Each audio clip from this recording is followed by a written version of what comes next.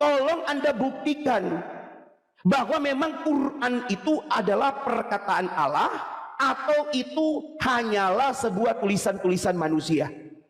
Atur ayat 6, dan demi lautan yang dipanaskan, yang di dalamnya ada api. Oke? Tapi, apakah betul Al-Quran mengatakan di dalam lautan ada api? Mari kita lihat faktanya ya teman-teman. Nih ya, banyak ya. Kalau saya search ya, nih ya teman-teman. Nah,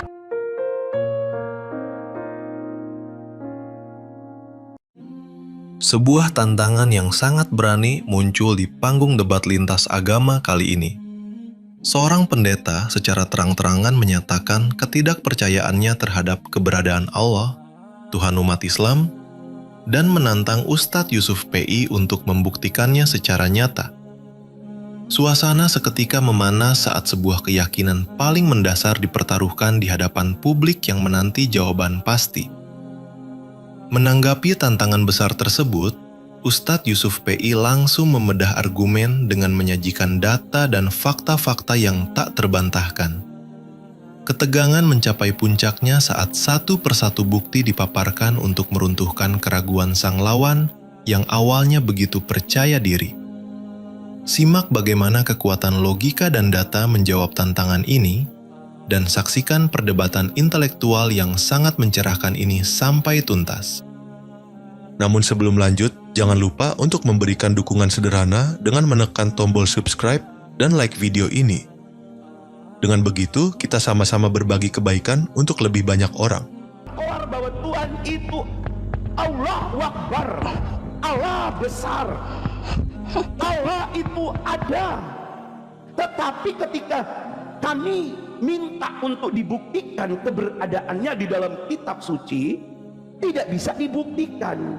Nah, itu yang menjadi pertanyaan saya selama ini. Ketika Pak Ustadz menyangkal video viral itu tentang Allah beralamat, seakan-akan orang muslim tidak percaya bahwa Allah punya alamat. Tetapi kami sudah buktikan dalam video itu, saya sudah buktikan bahwa di surah An-Naml 91 itu ada alamat Allah. Iya, itu ada alamatnya.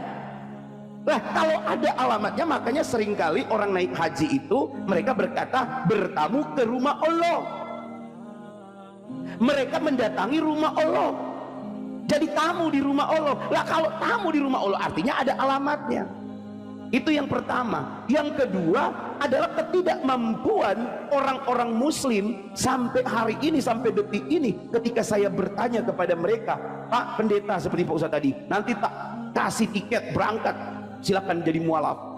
Tapi saya bilang saya mau mualaf, tetapi kepastian keselamatan apa yang Anda bisa tawarkan ke saya? Di dalam Yohanes 5 ayat 28, kamu pasti selamat. Sementara di dalam agamamu, agama Pak Ustadz, tidak ada jaminan kepastian keselamatan. Wahai Rasulullah, apakah engkau juga? Dia bilang, aku juga tidak. Jadi bagaimana saya mau tinggalkan sebuah kepastian jadi tidak kepastian?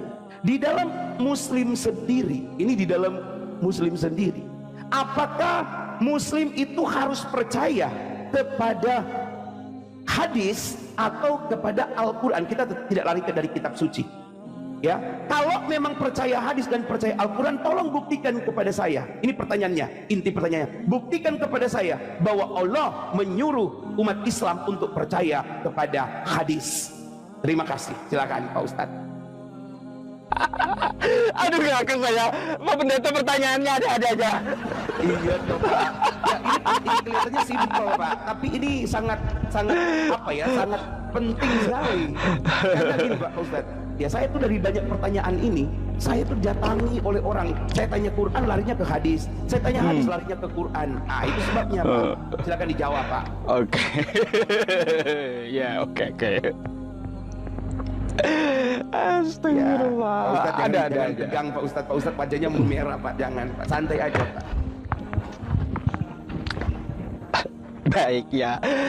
Teman-teman semuanya, pertanyaan Pak Pendeta Yeremia ini mendadak ngakak, bikin saya mendadak ngakak gitu.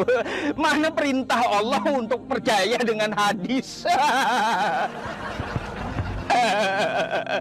Gini ya teman-teman semuanya ya, Pak Pendeta ya. Allah Subhanahu wa taala berfirman di dalam Quran ya. Quran surah An-Nisa ayat 59 ya. Ya ayyuhalladzina amanu athi'ullaha wa athi'ur rasul wa ulil amri minkum. Nah, kayak gitu. Hai orang-orang beriman, taatlah kepada Allah dan taatlah kepada Rasul. Ya. Karena apa?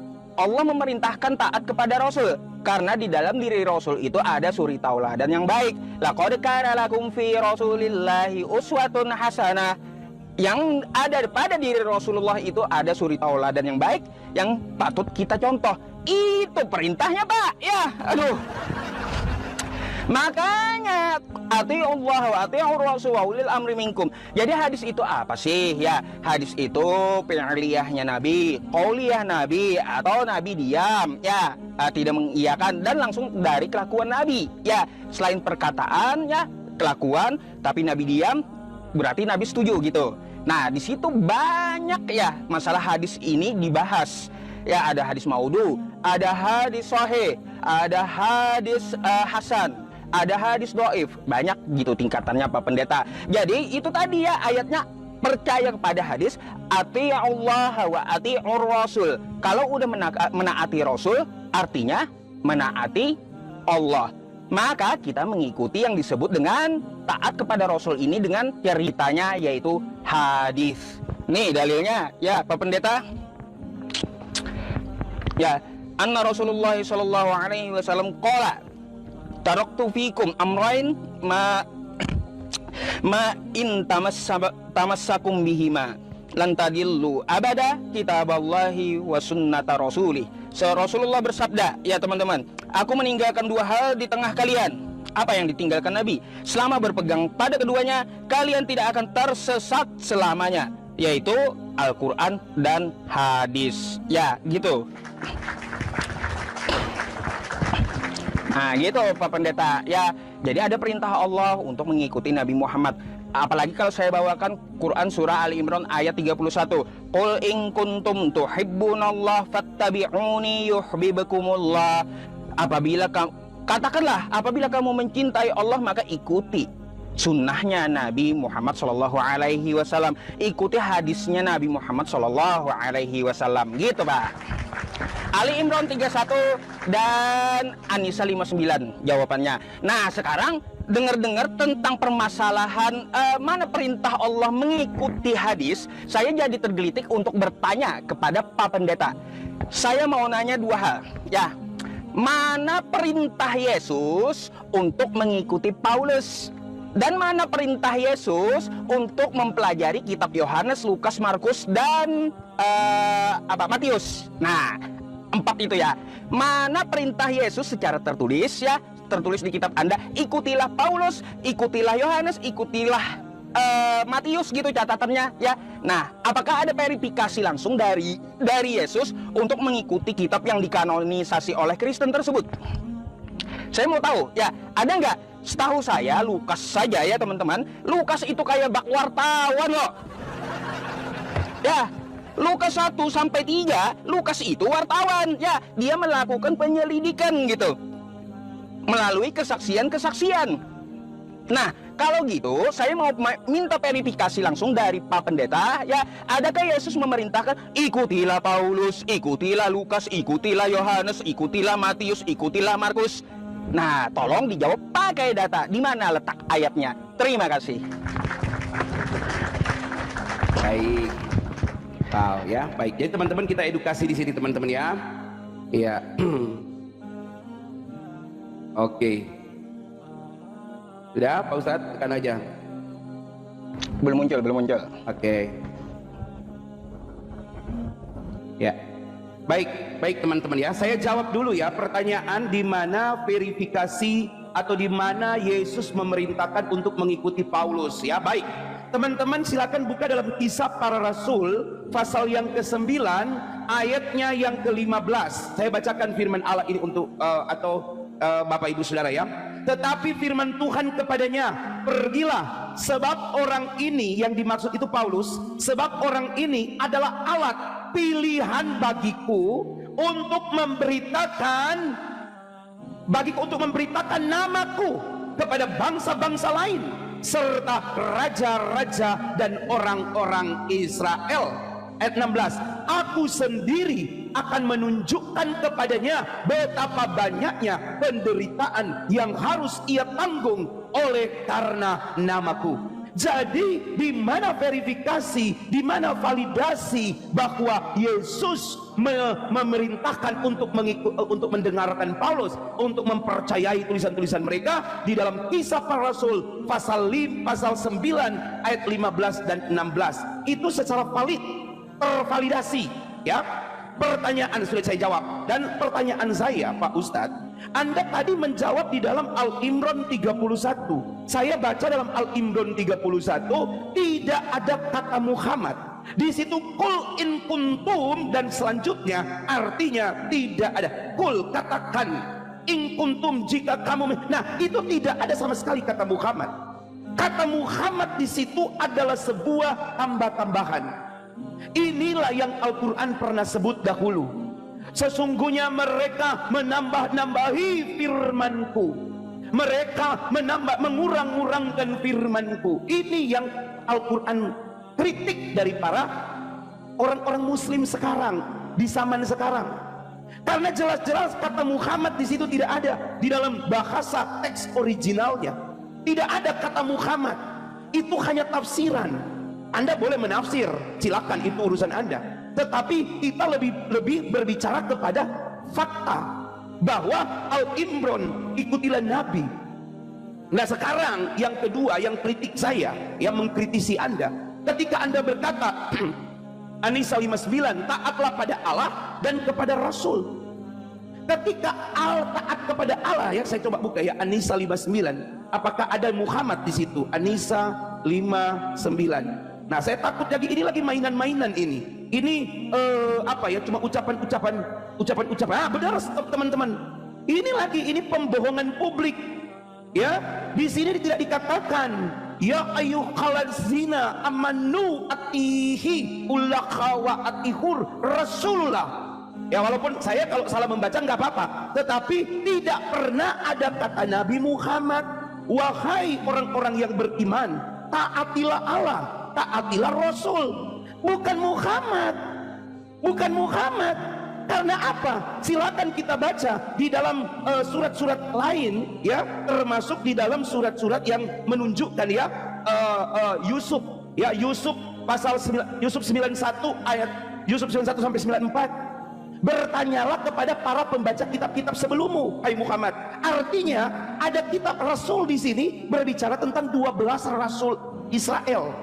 12 Rasul Israel inilah yang dimaksud oleh Quran, bukan Muhammad. Karena Muhammad sama sekali tidak pernah bertemu dengan Allah.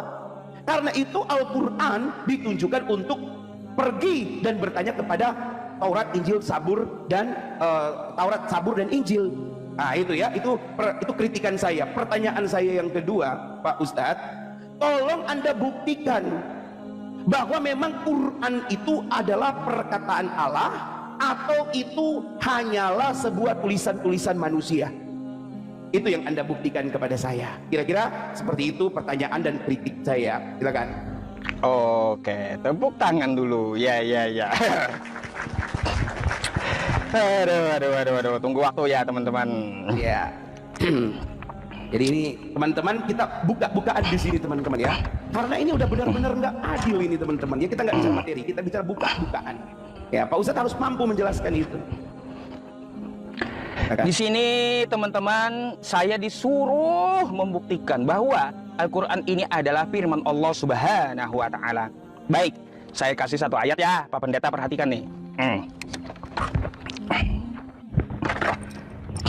Wal bahril masjur, ya, atur ayat 6, dan demi lautan yang dipanaskan, yang di dalamnya ada api. Oke? Nah, terjemahnya, dan demi lautan yang dipanaskan, di dalamnya ada api. Pak Pendeta, kita tahu di abad ke-6 tidak ada teknologi, ya. Oke? Nabi Muhammad tidak pernah juga menyelam dasar lautan. Oke? Ya. Tapi, apakah betul Al-Quran mengatakan di dalam lautan ada api? Mari kita lihat faktanya ya teman-teman. Nih ya, di dalam lautan ada api. Nih, banyak ya. Kalau saya search ya, nih ya teman-teman. Nah, ya, banyak ya penemuan-penemuan teknologi. Di dalamnya ada lava ya, lava yang bara apinya panas di dalam laut.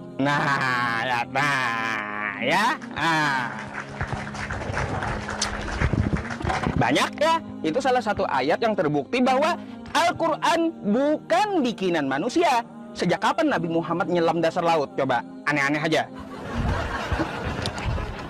Sejak kapan Nabi Muhammad menyelam dasar laut?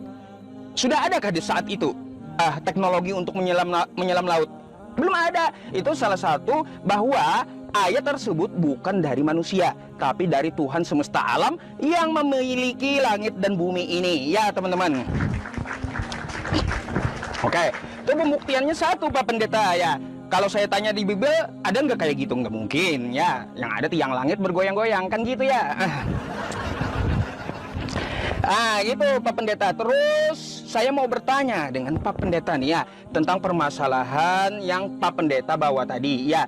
Ketika di Kisah Para Rasul 9 di situ, itu kan pengakuan sepihak dari Paulus gitu. Pak Pendeta, saya meminta Anda ya verifikasi yang langsung dari Yesus. Bukan Paulus ketemu cahaya, bukan. Ketemu katanya melihat Yesus berbentuk cahaya kilat di Damaskus. Bukan itu yang saya minta ya. Bukan saat di situ. Karena apa? Karena itu tidak ada bentuk Yesus di situ di Kisah Para Rasul 9. Itu hanya karang-karangan Paulus ya. Saya minta waktu Yesus diutus ke muka bumi, pernyataan Yesus, ikutilah Paulus gitu. Ada nggak? Padahal Paulus dan Yesus ini tidak sejaman. Kalau verifikasinya datang di langit, terbelahlah langit, ada kilat, lalu inilah alat yang aku pilih. Yesusnya mana? Akulah Yesus, ngaku kayak gitu. Pak Pendeta, kata Paulus ya, Paulus sendiri berkata, iblis pun bisa menjadi malaikat terang. Kan gitu. Iblis pun bisa berubah menjadi malaikat terang. Ya, bisa nyamar dia. Kita nggak bisa memverifikasi bahwa atau membenarkan yang ditemui Paulus itu adalah Yesus. Siapa itu? Ya, kilat yang di atas selalu ngomong. Bisa aja itu setan, bukan Yesus. Gimana sih? Jadi seperti itu Pak Pendeta. Yang saya minta verifikasi tertulis dari omongan Yesus sendiri, di mana Yesus mengatakan, Yesus memberikan mandat kepada Anda, ikutilah Paulus, ikutilah Yohanes, ikutilah Matius, ikutilah Lukas, ikutilah Markus. Itu dulu yang saya tanya. Bukan berarti Anda harus mengambil di Kisah Para Rasul 9 itu, yang mana itu ada tulisan dari Paulus sendiri. Ya di karang-karang pun bisa. Di luar Paulus, ya di luar pengakuan Paulus, siapa yang mengakui Paulus? Atau ada yang mendengar ucapan Yesus bahwa ikutilah Paulus gitu. Kalau kami kan ada verifikasinya, ikutilah Nabi Muhammad. Coba tolong langsung dari Yesusnya Pak Pendeta, sewaktu dia diutus di zaman 4 kanonisasi. Ya, bukan surat-surat Paulus. Terima kasih Pak Ustaz. Oke. Baik ya teman-teman, tap layar teman-teman ya. Tap layar biar kencangkan layar kita, dan jangan lupa dukung teman-teman ya. Baik. Oke, baik. Saya sangat senang sekali, tetapi Pak Ustadz Yusuf ini ngalor ngidul kalau menjawab. Saya sudah memperingatkan tadi di An-Nisa 59, Al-Imran 31. Saya sudah memperingatkan tadi, tapi Pak Ustadz tidak mencermati peringatan saya. Saya sudah mengatakan tadi, saya sudah membaca ayat tadi bahwa itu tambahan. Di situ dikatakan sungguh berbahaya, sungguh kafirlah orang yang menambah-nambahkan apa yang tertulis. Di situ kan di Al-Nisa 59, Al-Imran 31 tidak ada kata Muhammad.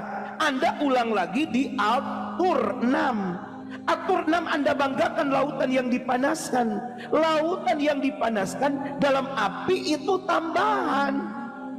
Tidak ada kata itu di dalam teks originalnya pun saya baca, tidak ada itu api. Dalam api nggak ada, itu cuma ada lautan yang dipanaskan. Bisa saja itu suatu puisi yang disampaikan oleh para penulis.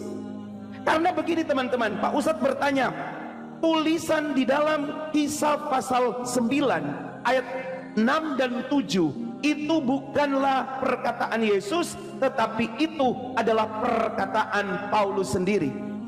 Nah, saya bingung. Al-Quran sendiri pun bukan perkataan Allah. Kalau kita mau mirroring, Al-Quran itu bukan perkataan Allah. Ya. Kenapa? Karena Al-Quran itu adalah perkataan Jibril.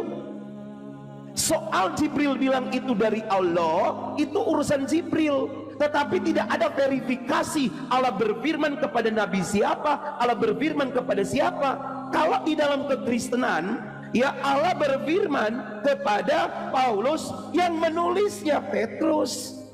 Ditulis juga di surat-surat Yohanes. Jadi mereka saling mengkonfirmasi. Anda mengkritik saya bahwa itu kan tulisan dari Petrus, itu kan bukan tulisan langsung daripada Yesus. Yesus nggak pernah menulis dalam kitab suci kami. Yesus nggak pernah menulis. Seperti yang saya katakan tadi, kitab suci kami itu 2 Yohanes 1 ayat 1, apa yang kami lihat, ini kata rasul-rasul, apa yang kami lihat, apa yang kami dengar, apa yang kami raba, apa yang kami pegang, apa yang kami saksikan, itu yang kami tuliskan kepadamu. Jadi itu yang Yesus bikin apa mereka tulis, Yesus bikin apa mereka tulis, Yesus bicara apa mereka tulis, ketika Yesus bersuara dari sorga mereka tulis. Begitu. Nah, apa pertanyaan saya yang sama begitu. Makanya saya belum bisa progresif ini, saya belum bisa maju ke depan ini. Saya masih menuntut Anda untuk menjawab pertanyaan saya. Saya minta tunjukkan data yang sama, di mana Allah berbicara kepada Muhammad secara langsung mengatakan bahwa dia adalah nabiku. Kalau dia, saya sudah bilang tadi, kalau dia hanya berbicara kepada Muhammad lewat Jibril di Musnad Ahmad hadis Sahih 2775, tolong dicatat itu Pak Ustaz, jangan Anda tidak mencatat. Di Musnad Ahmad 2775, di situ Jibril mengakui tidak pernah bertemu Allah. Jibril mengakui dia bukan Islam. Jibril bahkan tidak tahu apa itu Islam. Bahkan Jibril tidak ngerti bagaimana sih harus berbicara dengan Allah, bagaimana mencari Islam yang kafah, yang Islam yang taat. Itu tidak ada.